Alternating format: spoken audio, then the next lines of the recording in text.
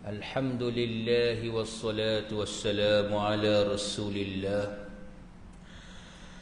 بلغ الرسالة وأدى الأمانة ونصح للأمة وكشف الله به الغمة وجاهد في سبيل الله حق جهاده حتى أتاه اليقين اللهم صل وسلم وبارك على سيدنا محمد وعلى آله وصحبه أجمعين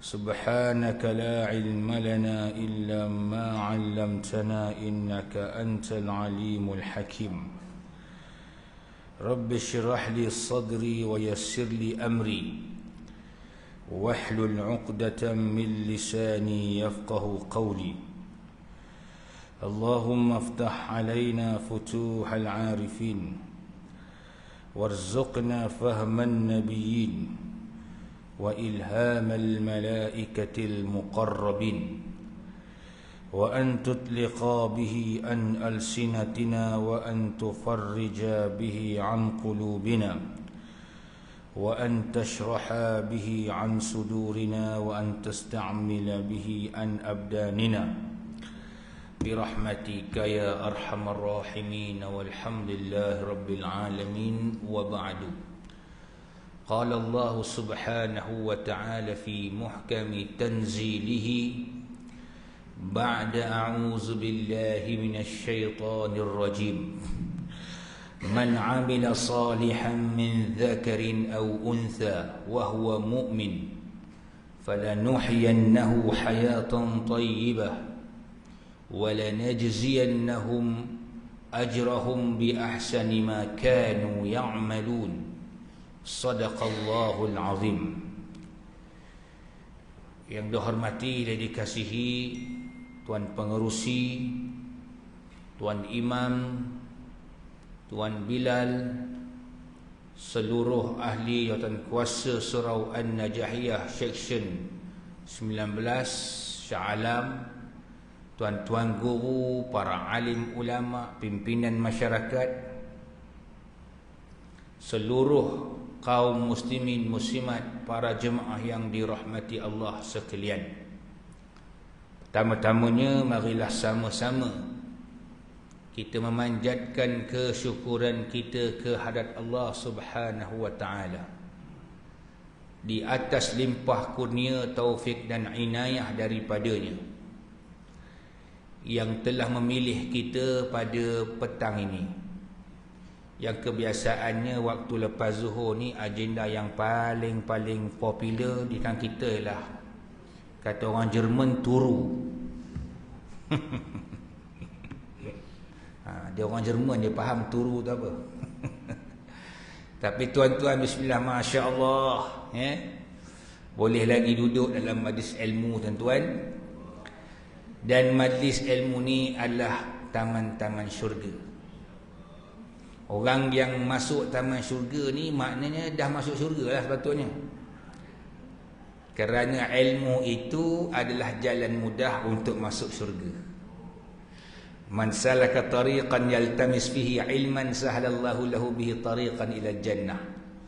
Siapa yang keluar rumah cari ilmu, maka Allah pemudahkan bagi jalan masuk syurga.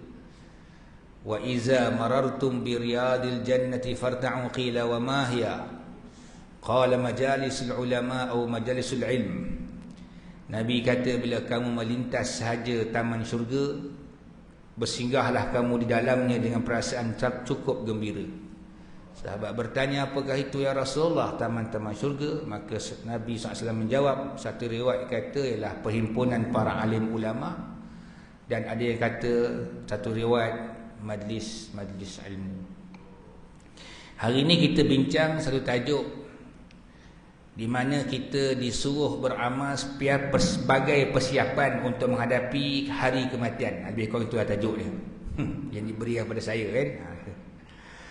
Saya petik bukan cerita pasal ayat nak mati. Saya petik ayat kehidupan yang paling baik dunia dan akhirat. Sebab kalau kita hidup buat baik, mati kita pun baik. Bahkan akhirat kita pun baik. Jadi formula dia Quran dah bagi tahu dalam surah An-Nahl ayat yang ke-97. Sesiapa yang melakukan amal soleh sama ada lelaki maupun perempuan sedangkan dia beriman, maka kami kurniakan kepadanya kehidupan yang baik dan kami berikan ganjaran yang terbaik di atas apa yang telah ia lakukan di dunia dahulu. Hadirin hadirat yang dirahmati Allah sekalian, dia lebih kurang macam inilah, nak semudah faham. Hidup yang baik adalah hasil dari amal yang baik. Hari ini orang tengah hidup mengadu macam-macam, ya? Sambah pula sekarang ni suasana ekonomi makin lama makin meningkat. Pergi supermarket tengok barang macam zaman 5-6 tahun dulu tak sama harga dia. Bazar Ramadan pun sama, kan? Kalau tengok orang jual bihun sup dulu RM5, sekarang bihun sup utara RM8. Mahal dah ni, ya? Betul. Tengok kadang-kadang harga barang-barang makanan kering pergi kat pasar raya tak macam dulu, cuma naik harga. Kita pun sebut mahal dah ni. Gitu tuan-tuan, ya? Jadi semua mahal dah ni belaka, ya? Jadi kita pun berfikir macam-macam, apa nak dengan kehidupan kita pada hari ini. Itu realiti lah tuan-tuan, yang tak dapat nak disangkalkan. Itu cerita kalau orang memang dia susah dari sudut keuangan. Ada orang dia senang dari sudut keuangan pun dia tak rasa hidup dia bahagia tuan-tuan. Rumah dia saja tuan-tuan, kalau nak letakkan satu tim bola sepak pun muat. Usah katakan rumah saja, dapur saja boleh package semua sekali tuan-tuan. Masak situ boleh, tidur boleh. Punya besar sangat dapur dia tuan-tuan. Tapi bertanya rasa bahagia tak? Tak bahagia. Kenapa? Sebab raya tahun ni anak-anak semua balik rumah, mertua masing-masing pun tak bahagia juga. Tanya anak berapa orang? Anak 9 orang pun tak bahagia. Ada orang anak tak ramai bahagia, ada orang anak ramai bahagia, ada orang duit tak banyak bahagia, ada orang duit banyak tak bahagia. Jadi resepi dia Allah beritahu dah sebenarnya. Apa formula dia? Ni bukan formula dan ni satu kelentong, ni betul ni. Sebab Quran kan, takkan Quran nak tipu. Rahsianya ialah amal soleh. Hidup kita baik, insya-Allah. Cuma kita lihat dari sudut akademik dululah, kan? Ilmiah. Macam mana yang dikatakan amal soleh itu pertama. Kita nak faham amal soleh dulu. Amal soleh ni apa dia? Yang kedua baru kita kena faham kehidupan yang baik itu kat mana? Dan balasan yang paling baik itu di mana? Hadirin hadirat yang dirahmati Allah Subhanahu wa taala.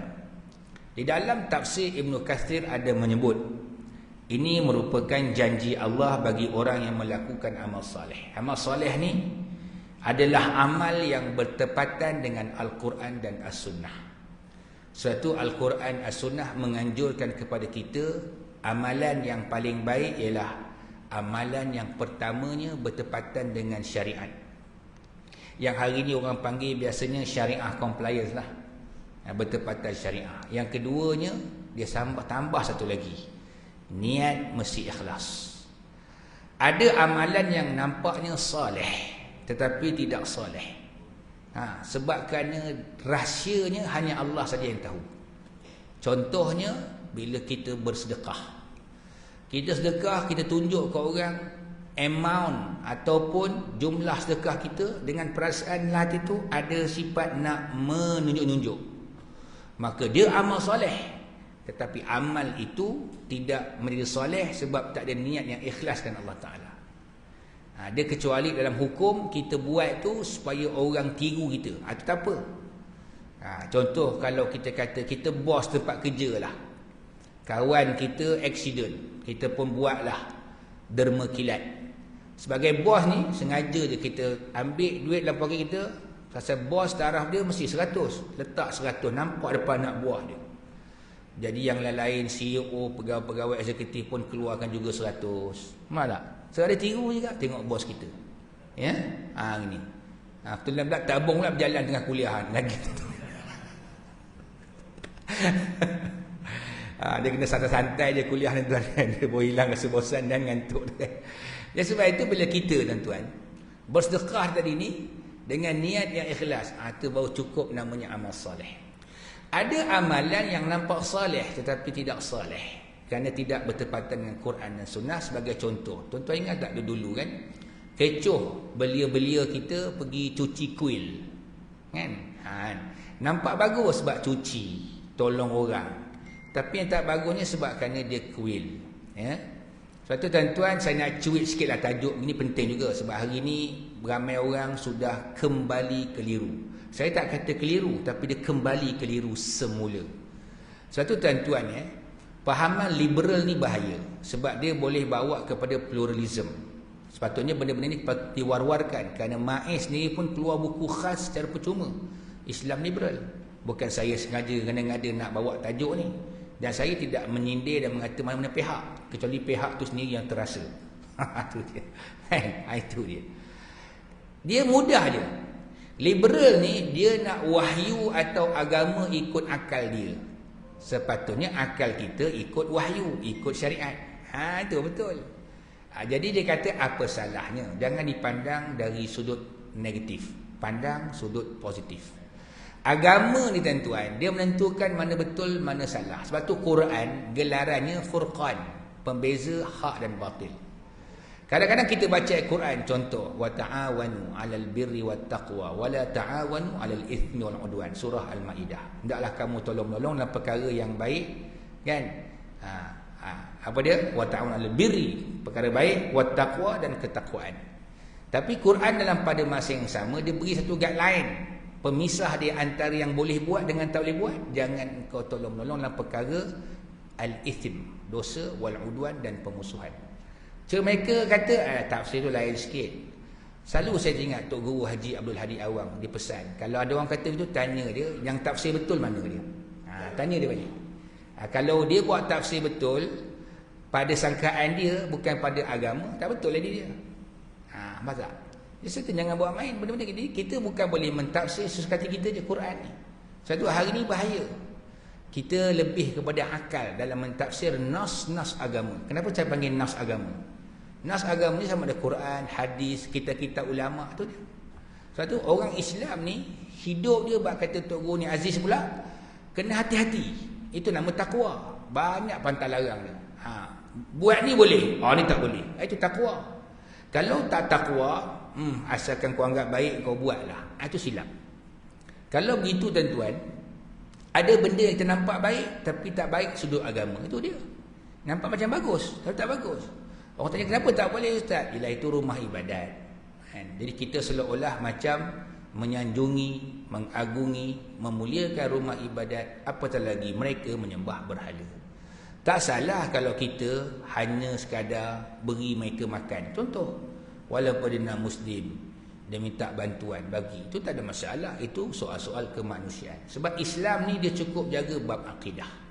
Akidah ni dia perkara yang bersifat eksklusif. Dia bukan perkara yang inklusif. Lepas tu kata Ustaz Farid Ravi pula, saya petik nama-nama orang yang paling figure lah. Sebab siapakan kita ni tuan-tuan, melainkan Ustaz kampung cap ayam tuan-tuan kan. Gitu. Kan? Jadi saya tidak mahu downgradekan agama saya. Dia kata saya tetap kena upgradekan agama saya. Betul tu. Gitu tuan-tuan ya. Kita kena faham. Buat amal soleh ni, jangan kita pada pandangan kita rasa soleh tapi tak soleh. Kan? Contoh kita kata delivery. Kan? Bagus dia, budak ni kerja sebagai apa kita panggil tukang khidmat pengantaran kan, cari rezeki. Baguslah cari rezeki. Tapi rezeki yang cari itu yang halal, betul. Kerja kena halal.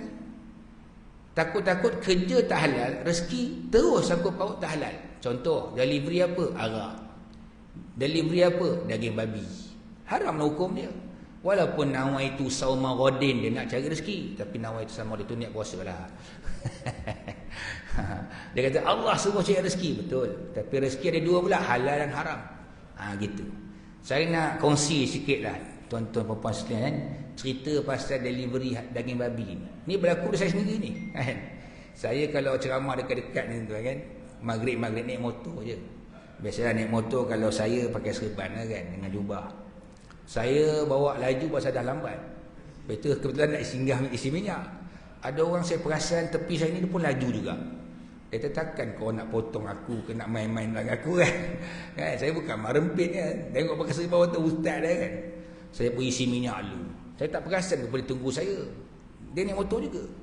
Lepas tu dia datang dekat saya. Assalamualaikum bang. Dia tak kenal saya, dia panggil abang. Waalaikumsalam. Saya nak tanya sikit hukum lah. Hukum apa tu? Kan? Kalau nak samak daging babi macam mana? Saya ceritalah satu. Saya tak perasan juga mula dia bawa apa tau. Habis tu kenapa tanya je. Ni daging babi saya bawa ni, bos saya bawa. Tuan-tuan, saya turun lari sikit. Saya kata macam ni lah. Dah faham dapat samak? Faham, alhamdulillah. Yang kedua berdosa ke bawa. Oh iya ke? Tapi nak macam mana bos saya suruh bawa? Tak. Bos dia bagi bayaran lagi. Nampak tuan-tuan? Sebab apa saya jawab begitu tuan-tuan? Walaupun tengah bawa tu, bukan saya nak bagi dia sedih. Saya tak nak bagi, apa dia? Dia besok dijawab depan Tuhan nanti. Dulu saya tanya ustaz dah, ustaz tu diam je. Mana dia amal ma'ruf nahi munkar ni? Itu munkar lah tu. Munkar bila kita nampak depan mata kita, benda salah. Maksiat tak nampak. Macam orang khalwat dalam bilik. Sebab tu dipanggil maksiat. Yang nampak bercumbu-cumbuan depan mata, itu munkar. Tuan-tuan kena bezakan antara kan, maksiat dengan munkar. Lepas tu Quran tak kata nahi maksiat. Dia kata an-nahyu 'anil munkar kan. Itu munkar. Satu yang bila orang iklankan konsert kan. Konsert tu pendokong LGBT. Kita bantah sebab dia munkar. Dulu pernah satu seorang tarah ahli ulama agak, tapi penyokong tegar kerajaan dululah, bukan menurut tegar je, pegang jawatan besar, tak nak sebut jawatan dia, takut tuan dapat teris. Kan? Saya cakap depan dia, pada tu ustaz. Ustaz cari dalam Quran ustaz amal ma'ruf nahi munkar. Semua ustaz akan jumpa. Tak ada pun ustaz jumpa tak ayat amal ma'ruf, amal munkar. Betul hang kata no. Dia kata gitu saya. Kalau saya silap ustaz tak apalah. Saya boleh kata saya silap. Tapi ustaz boleh tak bagi tu saya satu ayat jadilah. Tak jumpai pun satu hadis walaupun dhaif hatta maudhu' sekalipun dibenarkan kita diam dalam perkara munkar. Beza munkar. Dia diam. Dia kata apa? Betul ke hang kata no. Lah dia betul ke hang kata. Maksudnya itu je. Benda tak tahu tak apa. Tak tahu tak apa. Benda yang tahu. Sebab tu saya kata saya tahu dah. Saya kata tak boleh juga. Dosa kau bawa juga. Mana tahu depan-depan nanti dia kena langgar lori tuan-tuan ke. Terus tak ada. Paling kurang pun kita kata kita dah sampai kan. Sampaikanlah kepada dia tuan. Sedih. Sampai di pintu tuan. Dia kata bos dia suruh hantar. Kan pasal naik kereta lambat dia ada motor. Pasal dia kata dia ada motor, pasal hantar cepat. Itu mesti upah tinggi tuan-tuan. Mesti double tu. Sian kan masyarakat kita. Ini kisah dia saya dah 5 tahun dulu lah. 5 tahun 6 tahun dulu lah. Bila jadi begitu tuan, bagi saya lah kan, terkesan hati kita kan, sebab ada kat masyarakat macam tu. Yang mungkin bagi dia sama kena ikut cara Islam, tapi masa bawa tu dia tak tahu dalam Islam dilarang benda-benda gitu. Baik. Jadi tuan-tuan, bila nak buat amal soleh ni syarat kena cukup lah. Syarat tak banyak pun. Pertama bertepatan dengan perintah, bertepatan dengan agama, kemudian dia mesti niat dengan ikhlas. Itu saya rasa dah clear lah masalah amal soleh ni kan. Lepas tu Allah tak pandang sama ada yang buat tu lelaki ke perempuan dari sudut pahala, sama semua. Ini keadilan dalam Islam. Walaupun orang perempuan tu kita tengok seolah-olah nampak macam kurang je amal dia banding orang lelaki. Baik kita senang ada satu ia dituntut solat berjemaah 5 waktu di surau dan di masjid ketika dengar azan, bukan orang perempuan, orang lelaki. Seorang perempuan tu sebaik-baiknya di rumah solat ni. Dalam rumah lah, dalam bilik paling baik. Tapi kenapa tak boleh dilarang mereka datang solat berjemaah? Sebab tu larangan Nabi sebut jangan larang. Sebabkan di sana banyak kelebihan lagi untuk kaum wanita. Apa dia? Macam hari ni lah, ada kuliah boleh dengar sekali bagi membetulkan diri dia. Tapi setengah tempat sedih lah, muslimat lebih ramai pada muslimin. Mujuk hari ni muslimin ramai lagi. Kan? Pagi tadi saya ada kelas subuh satu tempat lah, kelas subuh. Malam tu dia buat qiyamulan. Saya tanya penganjur, ramai orang, ramai ustaz, tapi sedih kan? Kenapa lah? Yang ramai muslimat je. Saya kata mungkin suami selalu hantar, jadilah ada pahala juga. Ya tuan-tuan, sebenarnya kita dituntut, tapi sudut pahala sama je. So kadang-kadang kita heran, sudut pahala sama. Contoh kan, kalau kata dia berkhidmat untuk suami dia, pahala dapat kat dia lah. Sebab bila suami dia redha dengan dia je, pahala dah. Dia meninggal je, suami dia redha ke dia, syurga dah tuan. Kita orang lelaki nak masuk syurga jenuh agak kan. Tengok amal banyak mana kan. Kita tak perlukan redha isteri kita. Kita hanya perlu redha 3 je. Redha Allah, redha ibu bapa, tu je. Redha Allah fi ridal walidaini wa sakhatullah fi sakhati walidaini. Itu je kita. Secara umumnya lah kan. Kalau kita nak dapat redha Allah, pastikan redha orang tu kena ada dulu. Tapi kadang-kadang bila kedua orang tua kita murka kita, Allah murka kita sekali. Kan? Nampak? Sebab isteri ni bila dah kahwin jadi milik kita. Tapi kita pula memiliki 2, isteri dan juga mak dan bapak kita. Subhanallah. Tadi agama. Tapi setiap pahala sama je.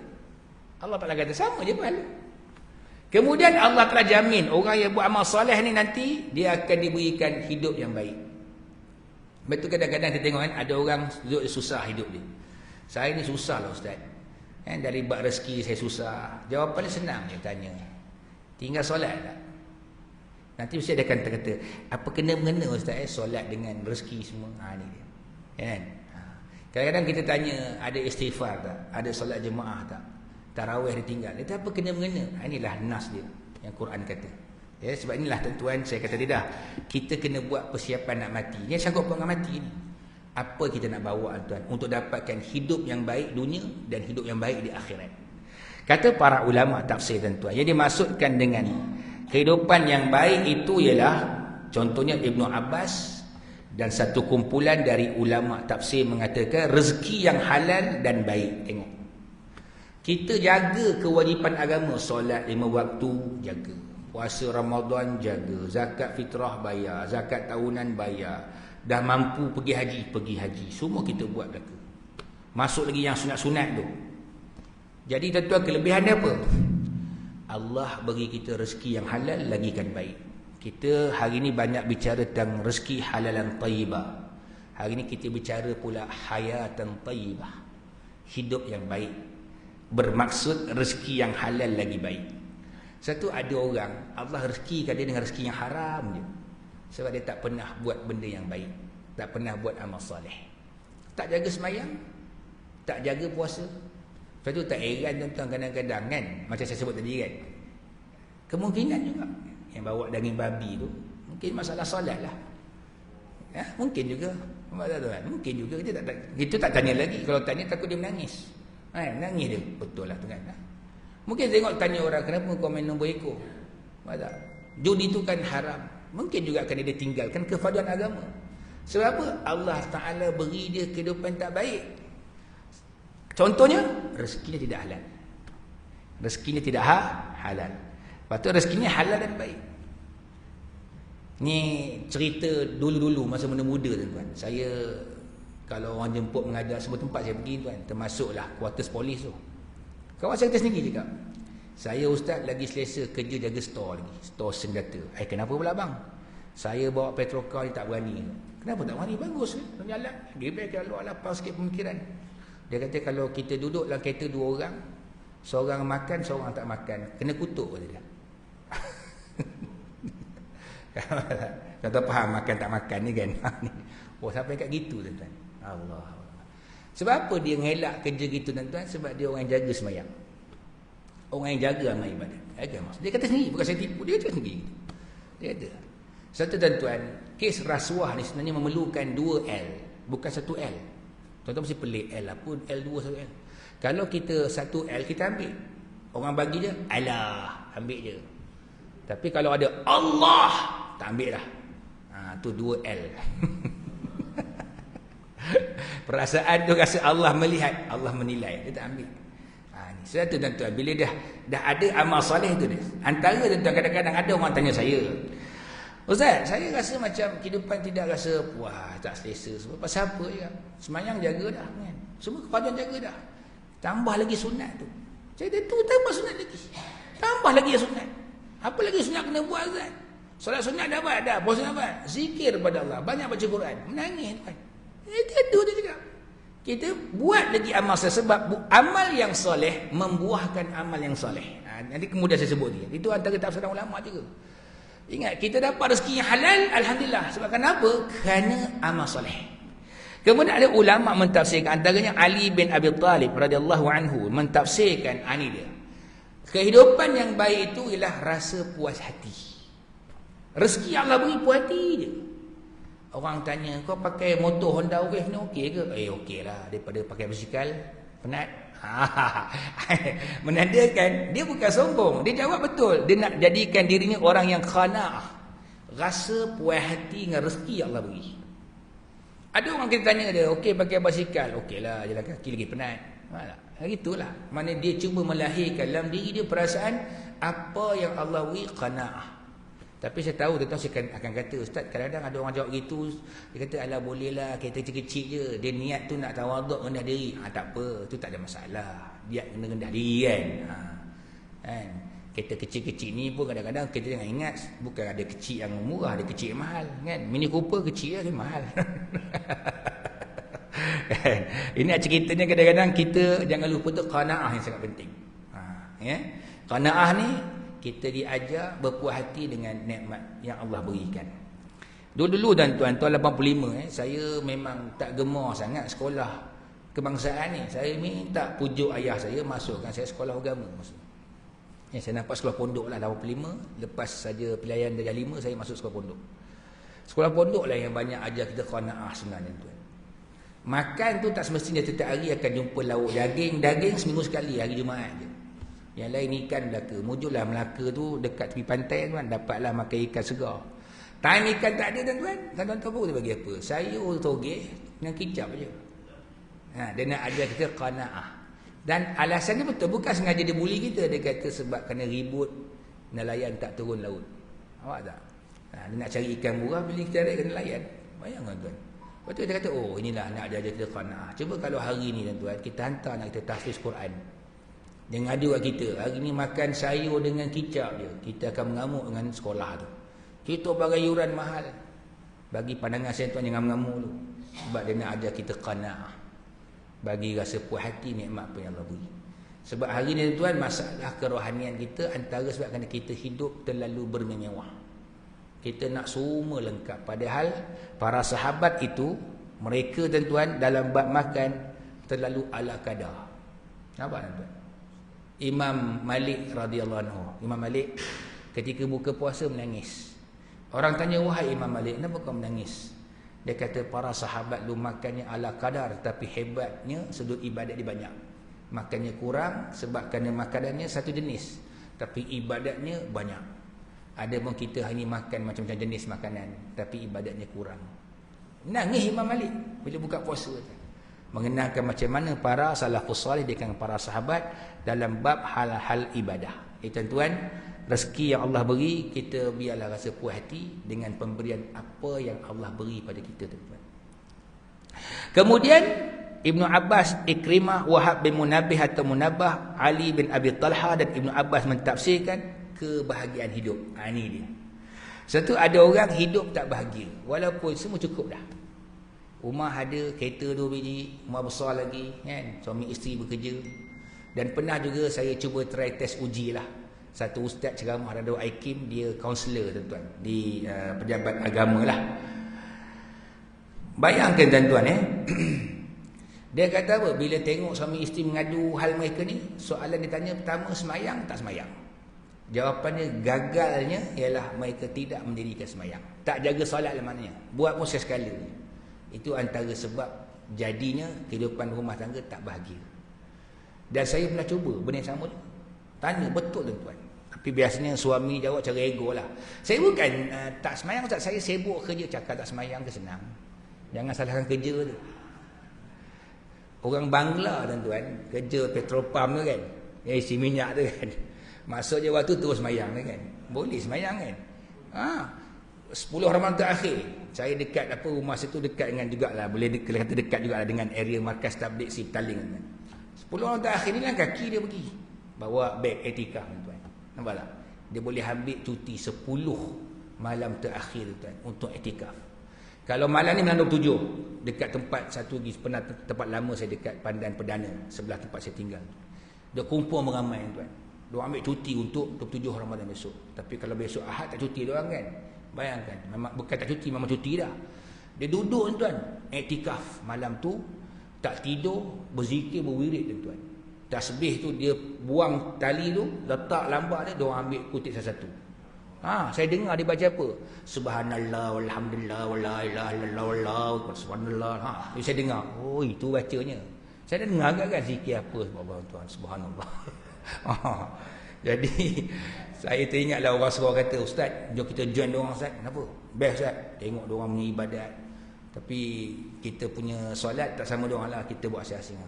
Lepas tu dia kata apa, yang paling best apa? Dia siapkan sekali makan sahur. Siapa yang ada dia siap sekali. Dia kata, tanya pula sahur apa dia? Roti nan dengan kari kambing. Memang confirm lah aku datang.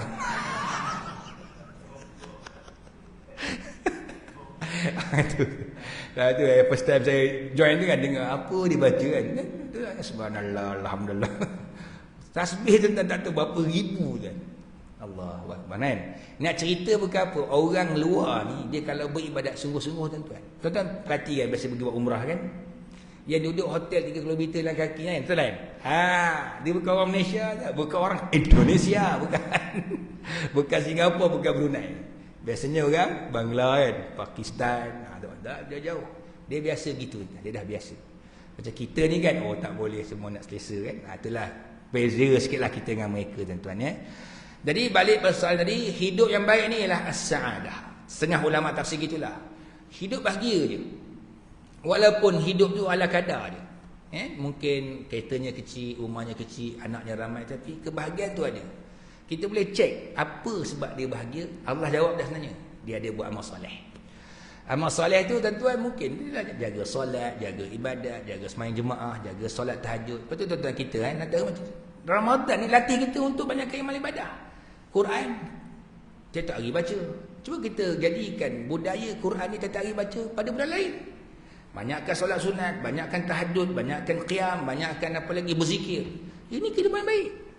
Bahagia je. Rumah kita nak rahmat turun, baca Quran. Itu dia. Jadi kita hidup bahagia lah. Tak ada susah hati. Kan? Itu rahsia dia.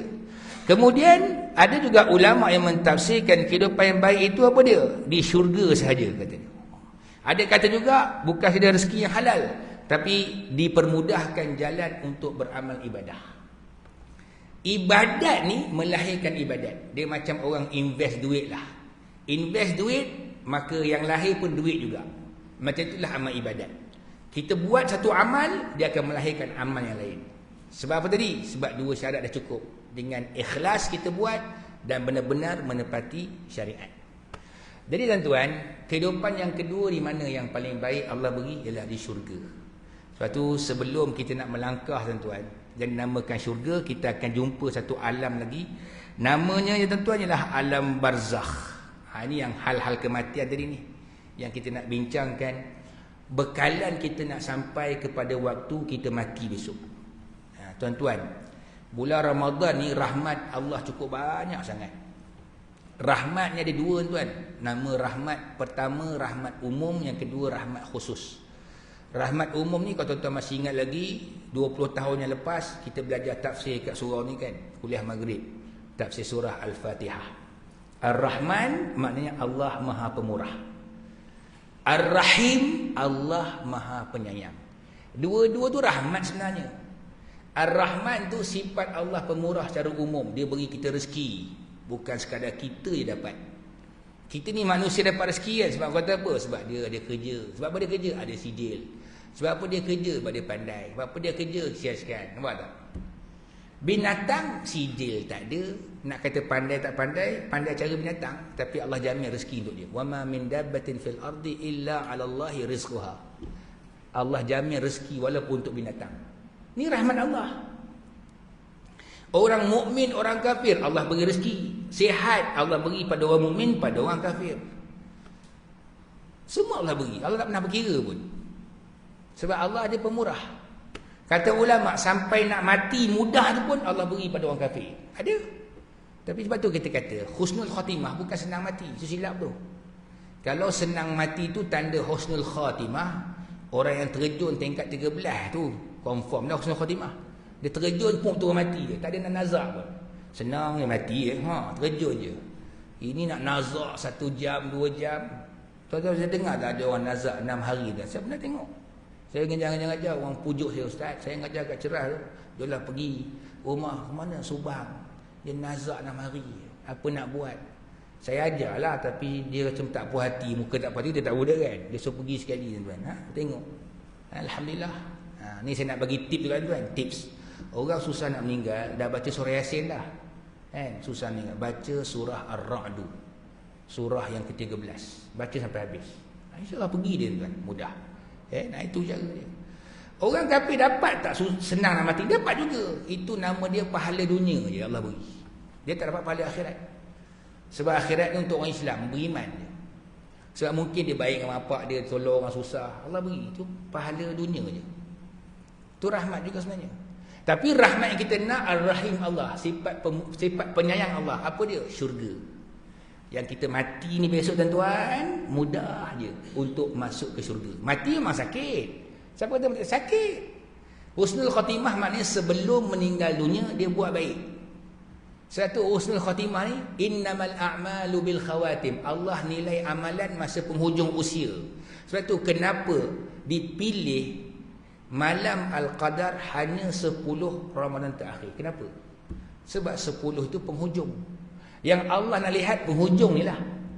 Tetapi sayangnya penghujung Ramadan ni lah yang paling ramai orang tak datang. Dah orang sibuk kan. Orang bukan sibuk kejar Lailatul Qadar. Yang sibuk kejar lah Lailatul Qamar. Ataupun Lailatul Nasi Kandar. Itu tuan-tuan. Rugi. Dia sibuk shopping. Siang boleh shopping kan. Oh dia malam ustaz, dia tenaga sikit dah buka puasa. Ya, kalau kita bertenaga untuk beribadat tak ada masalah. Ni kau dah balik shopping penat dah, tarawih tak buat, witir tak buat, tiba-tiba malam tu malam Al-Qadar rugi tuan. Sungguh saya kata. Jadi amal soleh ni dia akan membuahkan amal yang soleh. Kalau dia dah betul-betul buat amal soleh yang Allah terima, Allah akan beri kelapangan untuknya melakukan amal yang soleh. Ini rahmat Allah sebenarnya. Yang kita nak syurga Allah. Kasih sayang Allah Taala tu. Itu antara tuan-tuan. Bila kita meninggal besok tuan-tuan, kita dapat tengoklah tempat kita ni syurga atau neraka. Satu tuan-tuan, antara kelebihan banyak berselawat apa dia. Nabi kata, man salla alayya alfa marratin yaumal jumu'ati falam yamut hatta yara maq'adahu minal jannah. Siapa yang selawat ke atasku setiap hari Jumaat sebanyak 1000 kali, tidak akan mati melainkan dia melihat tempat tinggalnya dalam syurga. Ini contoh. Ini kehidupan kita. Kalau nak rasakan kehidupan baik di hari akhirat, antara amal tu banyakkan berselawat. Ada juga orang kata saya, ustaz, saya nak buat 10 kali pun jenuh. Macam mana boleh 1000 kali? Kena biasakan diri. Betul kata tidak? Amal saleh dia akan melahirkan amal yang saleh. Satu dia kena latih tuan-tuan. Latih. Ada orang kata macam mana saya nak bagi kurang bercakap benda tak baik ni? Banyakkan berzikir. Sebab zikir ni di mulut. Sambil tu hati sekali ikut. Itu dia. Antara zikirullah tu termasuk juga ialah selawat. Bayangkan amal-amal yang lain. Ini yang kita nak bawa tuan. Jadi sebagai penyudah, penutupnya tuan, kita ni bila beramal, hanya rahmat Allah sahajalah yang menerima amal kita untuk masuk kita ke syurga. Tapi ingat, rahmat Allah tanpa amal pun tak ada. Tak boleh juga. Tapi kalau hanya amal yang banyak tapi tak dapat rahmat Allah pun tak dapat juga masuk syurga. La yudkhila ahadakum amaluhul jannah. Nabi kata, tak ada orang masuk syurga dengan amalan dia. Sahabat bertanya, wala anta ya Rasulullah? Qala wala ana illa ayataghammadani Allahu bi fadlin wa rahmatin. Kecuali Allah curah-curahkan rahmat dan juga kurniaan Allah ke atas aku. Maknanya apa? Maknanya amalan kita ni diterima oleh Allah dengan rahmat dia je.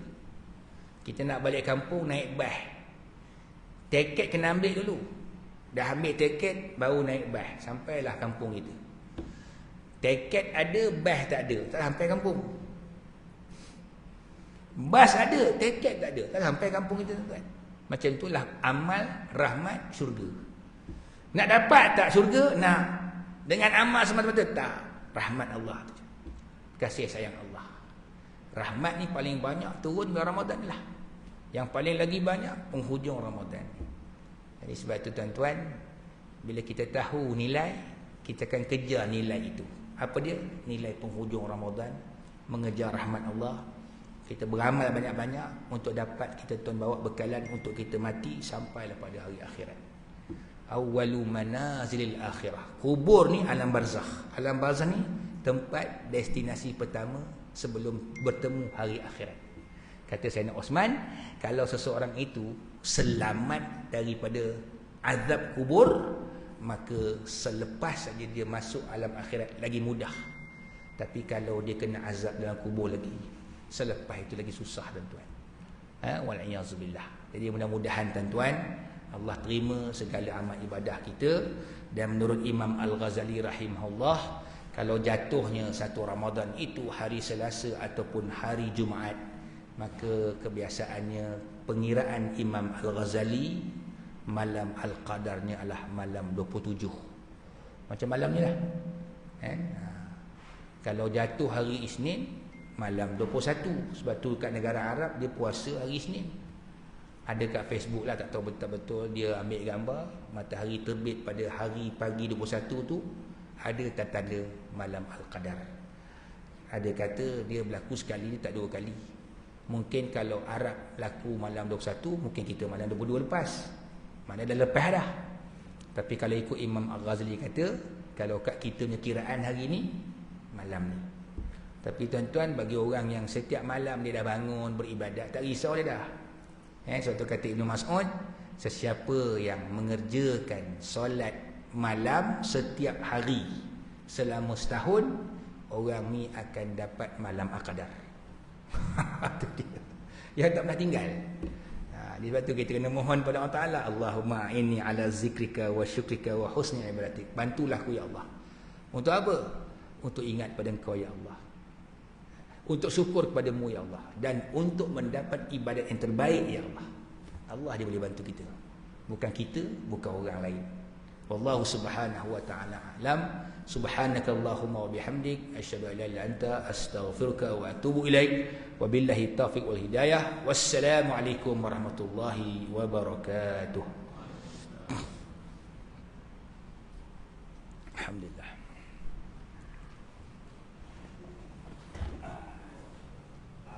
Maksudnya B.